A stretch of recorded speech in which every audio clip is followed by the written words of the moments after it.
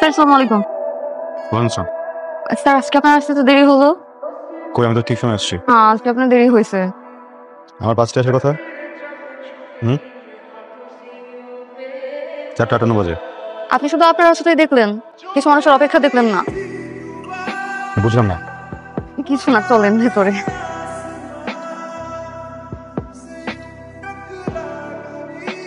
জি sir. কি? আমি কখন থেকে আপনার জন্য অপেক্ষা করছি, আপনি আসবেন আর আমি আপনাকে দেখবো। Sorry? মানে পড়া দেবো। What is feminist criticism? এই একটা ছাড়া বাকি সবগুলো পড়েছি। Figurative language. বাকি সবগুলোর ভেতরেই একটা হচ্ছিল না। আমি জানি আপনি কি করবেন। কলটা নেই।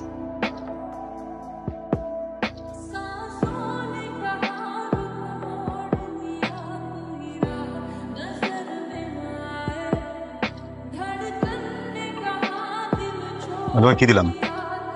বাড়ি। ব্যথা পাইছো? না। কারণ তোমাকে ব্যথা দিইনি। কি দিচ্ছি? কি? লজ্জা। যেন তুমি একটু লজ্জিত হয়ে ঠিক মতো পড়ো। আমি 2টা প্রশ্ন বলো না কেন? পারলে তো আপনি কাজ করতেন না।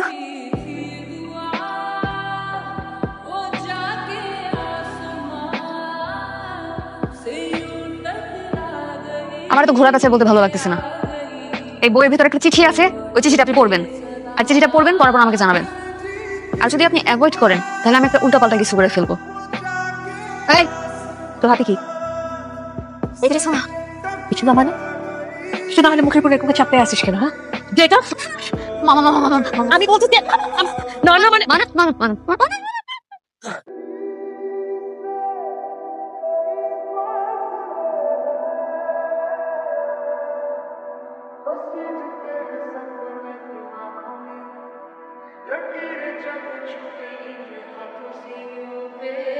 ভাই, আমার একটা মাত্র মেয়ে, ওরে প্রাইভেট পড়ানোর জন্য বাসায় মাস্টার রাখলাম।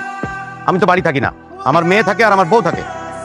এই সুযোগে মাস্টার আমার মেয়েরে প্রপোজ করছে, এটা তো ভাই ক্ষমা করা যাবে না ভাই। মন্ডা চয় তোরে। রফিক সাহেব বসেন প্লিজ বসেন।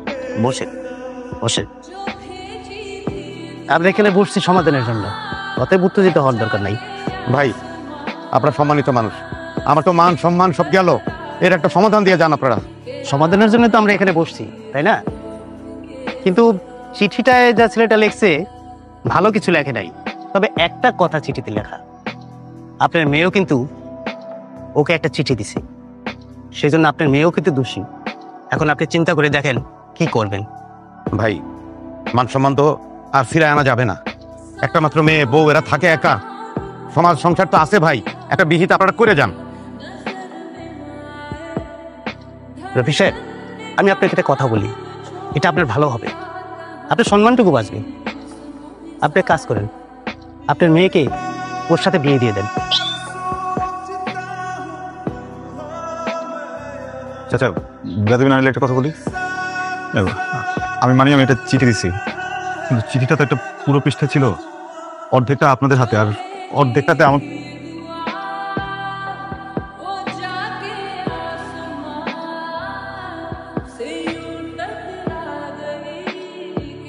স্যার কি?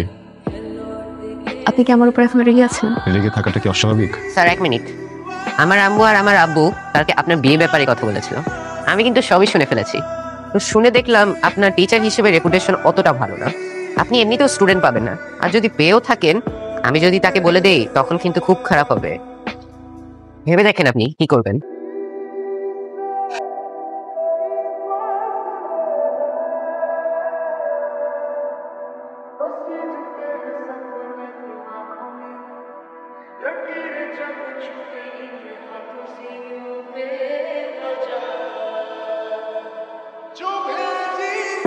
তবু স্যারকে সালাম দিবে, স্যারকে সালাম দাও। আসসালামু আলাইকুম স্যার। ওয়ালাইকুম আসসালাম। তপু, আজ পর্যন্ত যেসব অন্যায় করেছো স্যারের সাথে তা মাফ চাইবে, মাফ চাও। 1 2 3 4 বসো বসো, নাটক করতেছো কেন? স্যার আপনি তো কট খেয়ে গেছেন। আমি কটকে গেছি? জি স্যার। আপনি বলেছিলেন না আপনার বাসার বাড়িওয়ালার ছেলে মিউজিক শেখে, আপনি তো মিথ্যা কথা বলেছেন। আপনি মিউজিক করেন। আচ্ছা, ডরে গেছি না? জি স্যার। তখন কি করা যায়?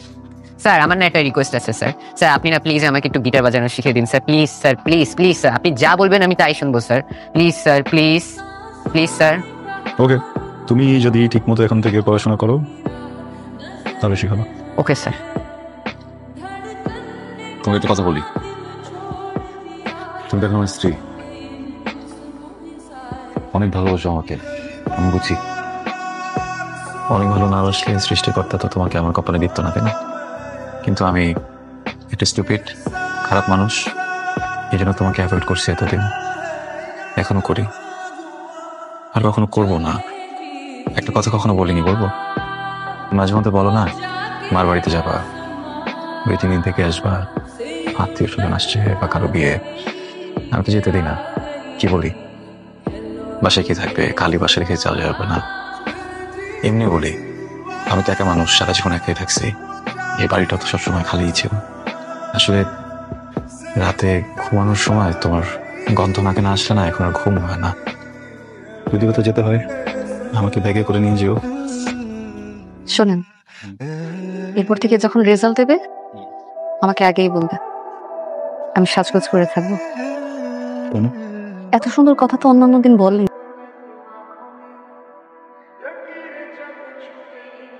আসসালামু আলাইকুম। ওয়ালাইকুম আসসালাম। আমার ওয়াইফ ইমি ও তপুর রেজাল্ট দিল, তো ওর জন্য একটা গিফট আনলাম, ভাবলাম ওয়াইফকেও নিয়ে আসি, এখন সেলাই করাই। তপুর রেজাল্ট শুনে গিফট নিয়ে আসছেন গিটার না? তপুর রেজাল্ট কি? সরি, মানে তপুর রেজাল্টটা কি?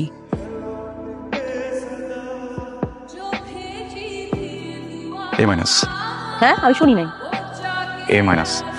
এ মাইনাস রেজাল্টের জন্য আপনি একটা গিটার গিফট নিয়ে আসছেন আমার বাসায়। তামসা করতে আসছেন আপনি? তামসা করতে আসছেন এই বাসায়? আপনাকে প্রথম দিন আমি বলি নাই যে আমি কিচ্ছু চাই না, কোনো কিছু চাই না, আমি শুধু একটা এ প্লাস চাই, বলি নাই আপনাকে? আপনি কোন মুখে একটা এ মাইনাস রেজাল্ট শুনে গিটার নিয়ে আসছেন এই বাসায়? আপনার আমি প্রতি মাসে গুনে গুনে 30,000 টাকা দিছি। টাকাটা তো হালাল ভাবে কামাই করতে হয়, তাই না? হালাল ভাবে কামাই করতেন? এ মাইনাস পাইছে আমার ছেলে। আপনি জানেন আমার বোন আমাকে ফোন করে আজকে এক কথা শুনেছে যে এত ভালো একটা টিচার রাখছো, কই তোমার ছেলে তো এ প্লাস পাইলো না, আর আমার ছেলে টিচার ছাড়াই এ প্লাস পাইলো। এই কথা শুনতে আমার ভালো লাগছে। আসলে ভুলটা না আমার ছিল, আমার বোঝা উচিত ছিল যে টিচার ছাত্রী পড়াইতে গিয়ে প্রেম করে বিয়ে করে, সে আর কি পড়াবে? প্রেম ছাড়া তার কিছু জানে না। হ্যাঁ, প্রেম ছাড়া কিছু জানে? পড়ায় তো বিয়ে করছে একটা সুন্দর মেয়ে, পড়াইতে পারলে ঠিকই আমার ছেলে প্লাস পাইতো। আপনি কিন্তু এবার একটু বেশি বলছেন। আমি বেশি বলছি না, আমি যা বলতেছি ঠিকই বলতেছি। যদি ভালো টিচার হতো তাইলে পড়াইতো আমার ছেলে। সরি, আমি আপনার ব্যাপারটা বুঝতে পারতেছি। ওয়াইফকে নিয়ে তেমন একটা বের হওয়া হয় না, আজকে আসছি তো। আরেকদিন আসি, আপনার যা ইচ্ছা আপনি বলেন। ওর সামনে প্লিজ। টাকা যা দিয়েছেন আমি ফেরত দিব, একটু সময় লাগবে হয়তো আস্তে আস্তে। আর টাকা ফেরত দিবেন পারবেন? 30,000 টাকা প্রতি মাসে কত হয় জানেন? হ্যাঁ, একসাথে কতগুলো টাকা হয় জানেন? টাকা ফেরত দিতে আবার বউ নিয়ে ড্যাং ড্যাং করে আসছে গিটার নিয়ে। তপু, তপু, তপু। আমার ছেলে, তোর ছেলে কি অবস্থা? তপু কই? চলো। লাভ নেই। কেন? দেখেন, আপনার এই ছেলেটা ওয়েস্ট, গার্বেজ, অযোগ্য। পোস্ট করবে জন্ম পাগল নাকি? মাথা ঠিক আছে? আমার ছেলের এই অবস্থা না হলে আমি কেটে 2 টুকরা করতাম।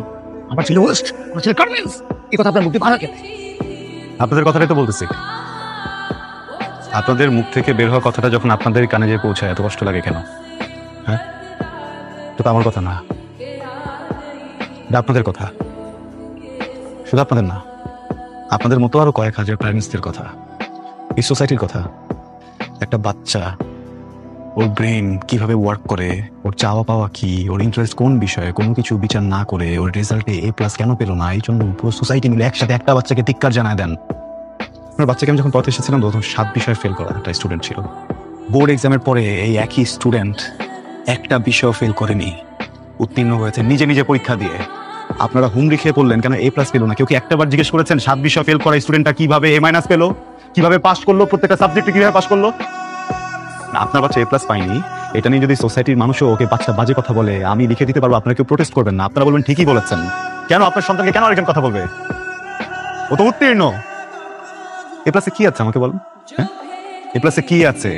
2023-এর একটা জরিপে জানা গেছে 513 জন স্টুডেন্ট সুইসাইড করেছে জাস্ট এইসব প্রেশারের কারণে। আপনার সন্তানের সাইকোলজি আমি বুঝি, আমিও শিক্ষক, আমি বলে দিচ্ছি ওই ইন্টারে যে দেখবেন আবার হয়তো একটুর জন্য এ প্লাসটা ছুটে যাবে, হয়তো পাবে, আবার তো আপনারা একই ব্যবহারটাই করবেন ওর সাথে, ওই একই প্রেশার দেবেন, ও তো তখন আবারও সুইসাইড করবে। এবার বাড়িতে করেছে, এরপরের বার হয়তো বাড়িতে খুঁজে পাবেন, এমন কোথাও যে মরে থাকবে টেরও পাবেন না আপনারা। যে বাচ্চাটা মরে যাবে 2 দিন পরে, ওকে এখন বাচ্চা কি লাভ? আপনি তোর বাবা, আপনি তোর মা, আপনার কি বলতে পারবেন ওর হবি কি, ও কি পছন্দ করে, ও কি অপছন্দ করে? আপনাকে এই প্রশ্ন করতে আমার লজ্জা করছে, বিশ্বাস করেন। এই কয়েকদিন পরেও আমি জানি, আমি ওকে চিনি, আমি ওকে বুঝি, ও মিউজিক ভালোবাসে। আপনি একজন মা, আপনি কখনো জিজ্ঞেসই করে দেখেননি যে বাবা তুই কি করতে চাস? আসলে আমাদের পুরো সোসাইটি এইভাবে করাপ্টেড হয়ে গেছে আমরা। হ্যাঁ, আমাদের পাস্ট লাইফের যত ট্রমা ছিল, আমার বাবা মনে করেন আমাকে প্রেশার দিয়েছে, আমি আমার সন্তানকে দিব, আমার সন্তান তার সন্তানকে দিবে, এইভাবে আমাদের ট্রমাগুলো আমরা ছড়িয়ে দিব, ভালোবাসা ছড়াতে পারি না আমরা। আমাকে কিছুই বলিনি, আমি শুধু একদিন বলেছিলাম যে আমি ওকে একটা কনসার্টের টিকিট দেবো, আমি শুধু একদিন বলেছিলাম যে আমি ওকে রেজাল্ট ভালো করলে একটা গিটার কিনে দেবো, সামান্য কিছু টাকার বিষয়। এটা লোহে ছেলেটা এমন পড়ালেখা করলো, আমাকে অবাক করে দিয়েছে। আমি তো ভাবিনি যে ও পাস করবে, সে মাইনাস পেয়েছে। আমার প্রাউড ফিল হচ্ছে মানুষের সন্তানের জন্য। সেই মানুষটার ভিতরে কোনো ফিলিংস নাই, সে কমপ্লেন করছে এই বাচ্চাটাকে নিয়ে। সে বাচ্চাটা কেন বাঁচবে? জোর করে এই ছেলেটাকে আপনাদের মনের মতো একটা কিছু বানাতে চাচ্ছেন কেন? এটা তোর স্বপ্ন না, এটা কি ওর স্বপ্ন? হ্যাঁ, ওর স্বপ্ন নাই হতে পারে, ডক্টর নাই হতে পারে, ইঞ্জিনিয়ার নাই হতে পারে, উকিল নাই হতে পারে, কেন শিল্পী মানুষ না? ওর যদি হঠাৎ করে ইচ্ছা হয় ও গান গাইতে চায়, ও কি মানুষ না? ও যদি অভিনয় করতে চায়, ও কি মানুষ না? ও যদি কৃষক হতে চায়, ও কি মানুষ না? তাহলে মানুষ কারা? আপনাদের কাছে কারা মানুষ বলবেন? না, সরি, আমি না বুঝিনি, মানে আমি এইভাবে কখনো ভাবিনি।